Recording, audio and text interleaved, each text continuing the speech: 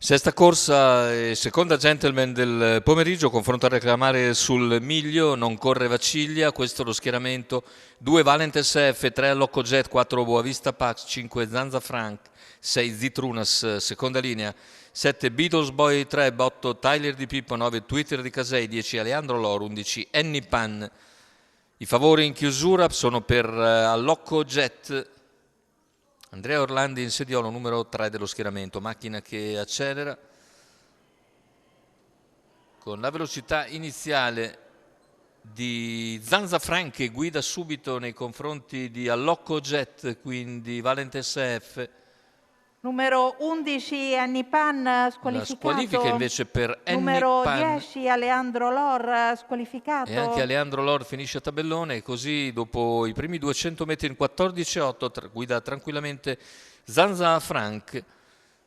Ora però avanza all'esterno Zitrunas, che con un bello spunto passa a condurre in 400 metri completati in 29,8. Zitrunas è nuovo leader nei confronti di Zanza Frank, terza posizione per Allocco Jet, che precede Valentes F, quindi gli altri a seguire in immutato ordine in fila indiana, 600 che sono completati in 44,6, ora davanti alle tribune.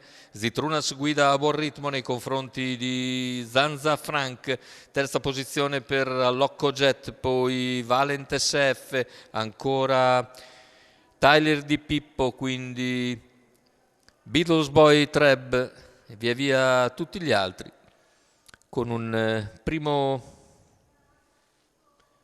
giro abbastanza veloce, un 29,4 ancora di secondo quarto, e un chilometro che viene coperto nell'ordine del 1,14,6. Ora siamo a 500 dalla conclusione, la situazione tattica non cambia, c'è la mossa a questo punto di Allocco Jet che scatta con decisione, 400 al palo, con Allocco Jet che prende sotto tiro Zitrunas, l'impegna sulla curva finale, prova a seguirlo anche Valentes F, intanto insiste nella sua progressione Allocco Jet che sta coprendo Zitrunas, che tenta la difesa, più indietro Zanza Franco all'esterno, Valentes F, retta d'arrivo, sta passando in vantaggio Allocco Jet nel finale. Allocco Jet viene a vincere nettamente, il secondo posto è all'interno probabilmente per Tyler Di Pippo, che riesce a regolare Zitrunas. 1,14,2 ragguaglio conclusivo, la vittoria per Allocco Jet e Andrea Orlandi, training di Massimo Chiarini per conto della scuderia di Federica Orlandi. Bel primo piano per Allocco Jet, che vince nettamente questa seconda gentleman all'Arcoveggio, lasciando in lotta per il secondo posto Tyler Di Pippo, che lo conquista comunque bene su Zitrunas, mentre al quarto posto finisce Beatles Boy Treb.